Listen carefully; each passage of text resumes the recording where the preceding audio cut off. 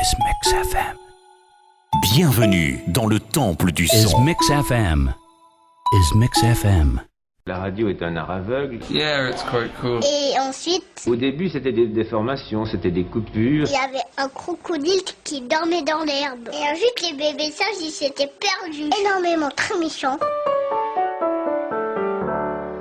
Bonjour, je suis Jonathan Dassin et vous écoutez RCF. Jonathan Dassin, bonjour. Bonjour. Vous avez sorti un premier album qui est éponyme. Alors j'aimerais savoir pourquoi cet album est éponyme. Est-ce que ça a été un manque d'inspiration ou bien ça a été une volonté de votre part ? Alors c'était vraiment une volonté de ma part, éponyme effectivement parce qu'il s'appelle juste Jonathan Dassin. Ce sont des chansons qui pour beaucoup sont assez anciennes, parce que ça fait des années que je compose et que j'écris des textes. Et justement comme je voulais mettre dans ce premier album à la fois des chansons fraîches qui seraient sorties il n'y a pas très longtemps, mais aussi celles qui m'ont tenu à cœur et que j'ai beaucoup aimé faire bien des années auparavant.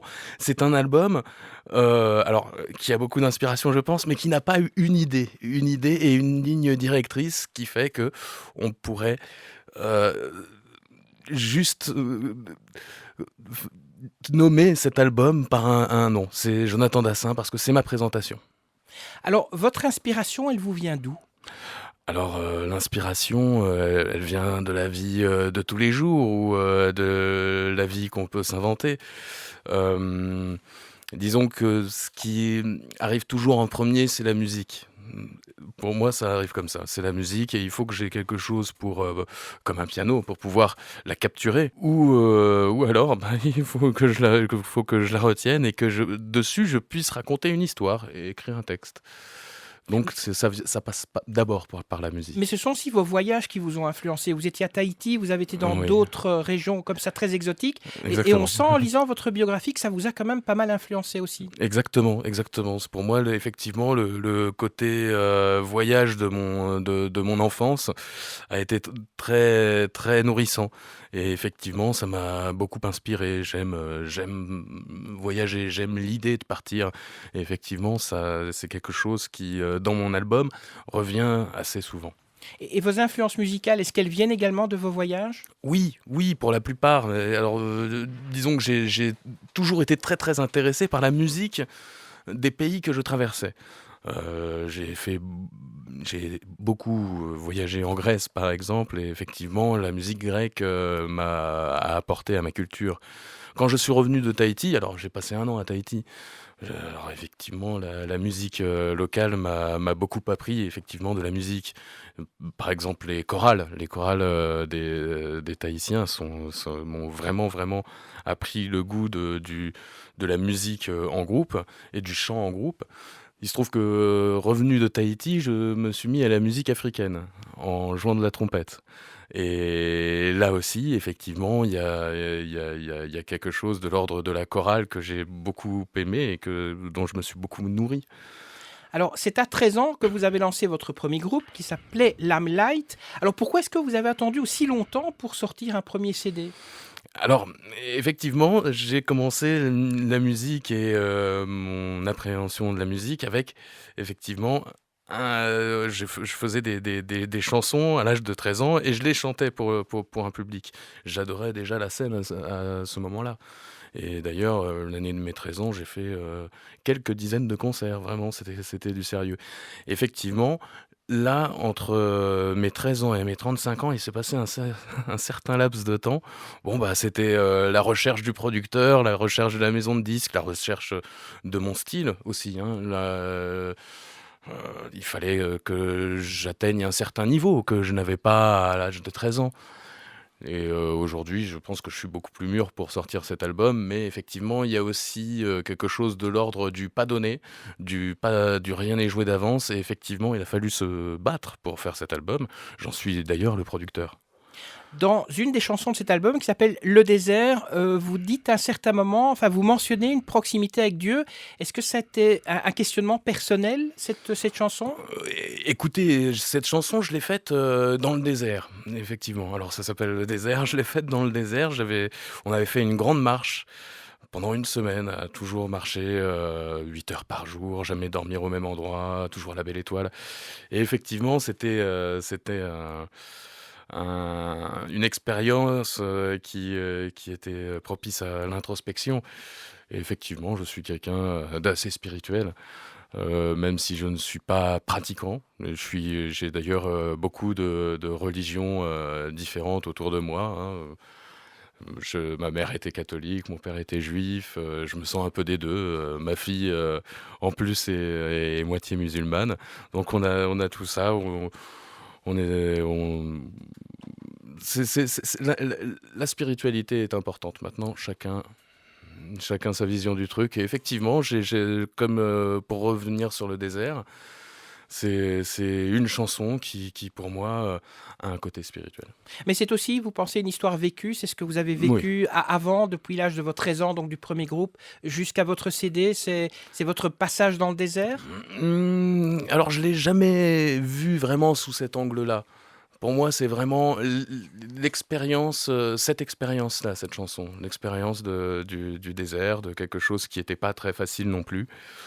Alors maintenant, effectivement, on peut trouver un rapprochement entre ces années à se chercher, à essayer de faire de la musique, à essayer de se faire connaître.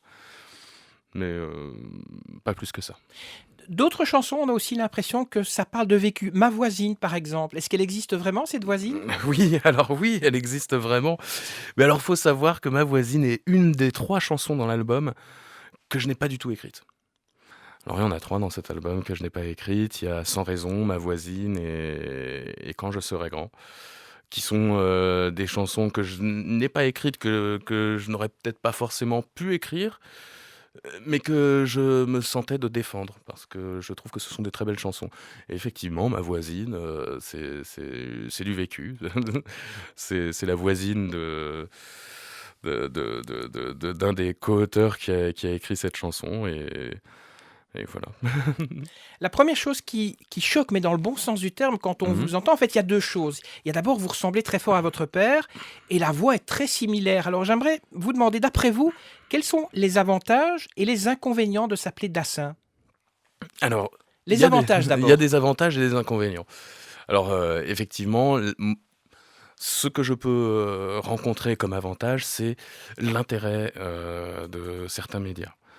Et effectivement, ça, c'est quelque chose de très positif, c'est que on peut s'intéresser à ce que je fais. On peut s'intéresser à ce que je fais. Et j'ai rencontré ça beaucoup dans les médias. Maintenant, le côté moins positif, c'est que, par exemple, dans les maisons de disques, ça n'a pas été très facile non plus. Je pense que, pour résumer, le côté positif, c'est qu'on peut s'intéresser à ce que je fais. On va se dire, tiens, c'est quoi? Et le côté négatif, c'est que quand on se pose pas cette question, on peut avoir directement un a priori. Et ça, je pense que j'ai rencontré les deux cas de figure. Mais est-ce que vous arrivez quand même à vous placer, puisqu'aujourd'hui, il y a quand même beaucoup de chanteurs qui sont connus. Ici, en Mm. Belgique, on passe du Stromae, en veux-tu, en voilà. Et Mm. comment vous, en fait, quelle est un peu votre politique pour vous faire connaître et percer dans le milieu? Puisque je suppose qu'il y a un premier CD, vous n'avez peut-être pas nous le dire, un deuxième en préparation. Oui, oui, oui, oui. Comment vous, est-ce que vous comptez vous faire un nom, ou plutôt un prénom? Eh bien, en se battant jusqu'au bout, quoi, en étant conscient que c'est pas donné, que c'est pas facile, et qu'il faut se battre, et que bon, je me suis battu un certain nombre d'années pour faire ce premier album. J'ai appris la musique, j'ai appris le milieu de la musique, un petit peu. Et aujourd'hui, le côté positif, c'est que quoi qu'il arrive, je ferai ce deuxième album. Quoi qu'il arrive, je ferai ce deuxième album, et je m'investis, je me mets en danger pour ça, et je pense que c'est ça ma méthode. Et quel était l'accueil des médias, justement, jusqu'à aujourd'hui, puisque votre album est sorti en novembre 2013? Est-ce que vous avez quand même rencontré un certain succès auprès de médias, qu'ils soient nationaux, régionaux, ou français ou belges d'ailleurs, Écoute, ou canadiens? oui, alors, effectivement, faut pouvoir. Je compte sur tous les pays francophones. Euh, c'était- c'est-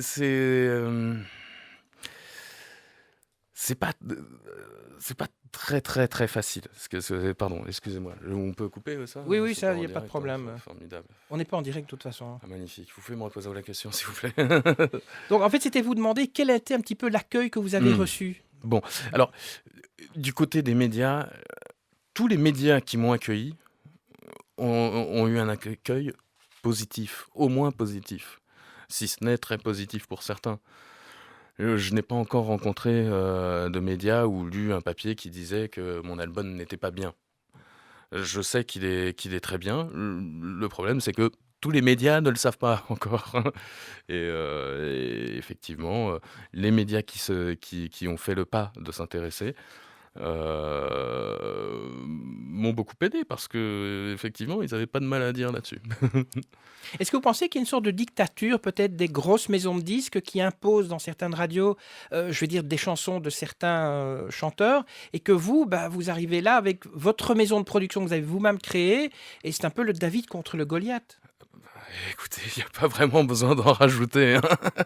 Il n'y a pas vraiment besoin d'en rajouter. Effectivement, c'est pas le chemin le plus facile. Effectivement, bon, les radios, les maisons de disques, tout ça est un système qui fonctionne en circuit fermé, hein. Et effectivement, bon, si on n'a pas la grande maison de disques, on n'a pas non plus la radio. Si on n'a pas non plus la radio, il faut se battre différemment. Alors voilà, on en est Différemment, là. ça veut dire? Écoutez, je pense qu'il faut beaucoup plus d'investissement personnel, hein. Et surtout être solide mentalement, parce qu'on peut par moment remarquer que effectivement dans ce circuit fermé, il n'y a pas vraiment de solution pour défoncer les portes. Il y a, il y a des fois où je me suis retrouvé effectivement dans cette situation, mais la plupart du temps, mon parti est de dire que quoi qu'il arrive, je fais ce que je fais, je fais ce que j'ai à faire. Je fais ce que j'ai à faire. Et comme j'ai pas été vraiment pris dans ces maisons de disques ou dans ce gros système, personne ne peut m'en faire sortir non plus. Est-ce que, on va revenir peut-être un petit peu à votre père, est-ce que vous prenez un peu l'expérience de votre père pour réussir ou bien pas du tout? Écoutez, je pense que pas vraiment dans le sens où je ne l'ai pas connu. Donc il n'a pas pu me raconter ses anecdotes, il n'a pas pu me donner sa vision du métier, il m'a pas pu me donner quelques précieux conseils. Ou comme je le dis souvent, il n'a pas pu me mettre derrière un piano ou ouvrir des portes de maison de disques à ma place. C'est... Dans cet album, donc le premier qui s'appelle Jonathan Dassin, si vous devriez prendre une seule de chanson, ce serait laquelle? Une seule chanson, écoutez, je pense que il peut pas vraiment se résumer à une seule chanson, mais pour moi, une des chansons qui est efficace dans cet album, c'est Ma gueule. Et puis c'est une chanson second degré, j'aime bien ce côté second degré de mon approche. C'est pas la J'aime bien cette reprise de la chanson. chanson de Johnny Hallyday, on précise. Ce n'est pas la reprise de la chanson de Johnny Hallyday, c'est une autre chanson qui s'appelle aussi Ma gueule. Donc en fait, dans votre album, là, il y a 10 chansons, un instrumental, c'est toutes des chansons originales. Oui, ce sont toutes des chansons originales. Il n'y a aucune reprise. Effectivement, il y a ces 3 chansons-là qui ont été, que je n'ai pas touché au niveau de la composition, mais que je suis le seul à chanter. Comment vous voyez votre avenir? Je le vois de manière assez positive, hein, je le vois de manière assez positive. Là, en ce moment, je chante beaucoup, pas en France, mais en Asie centrale. Je reviens il y a 2 semaines du Kazakhstan, on fait des concerts là-bas. Et vous chantez en français là-bas au Je Kazakhstan? chante en français. Et je pense que les gens des anciennes républiques soviétiques de l'URSS aiment le français comme nous, on aime bien l'anglais dans la chanson. Alors, vous dites que vous préparez un deuxième album, est-ce qu'il sera de la même veine que le premier? Ah, alors, ce sera en tout cas le même artiste qui le fera, ça c'est sûr. Je pense que je vais tirer plus vers certains sons qu'on a commencé déjà à entendre dans ce premier album. Mais effectivement, ce sera quelque chose peut-être de plus concis. Cet album-là, contrairement à ce que je disais en début d'interview, cet album-là aura une idée, donc il aura un titre. Certains artistes dans leurs albums font parfois des duos ou participent par exemple aux Enfoirés. Est-ce que c'est quelque chose qui pourrait vous intéresser?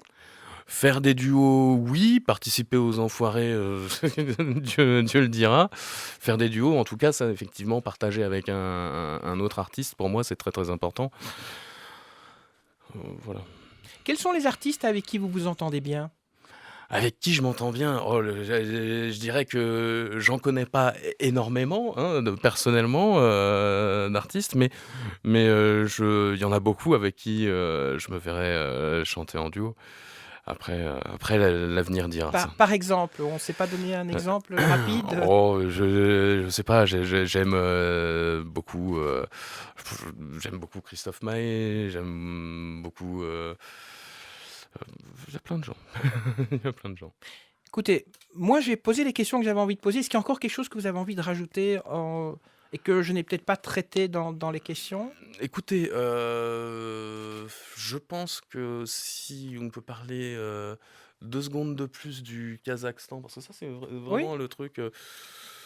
Écoutez, allez-y, de toute façon je ferai le montage après, je rajouterai. Donc, Oui, on revient il y a 2 semaines du Kazakhstan et à chaque fois qu'on va là-bas, au Kazakhstan, au Kyrgyzstan, on y va pour faire plusieurs concerts d'affilée. Là, en 2 jours, on avait fait 4 concerts la dernière fois.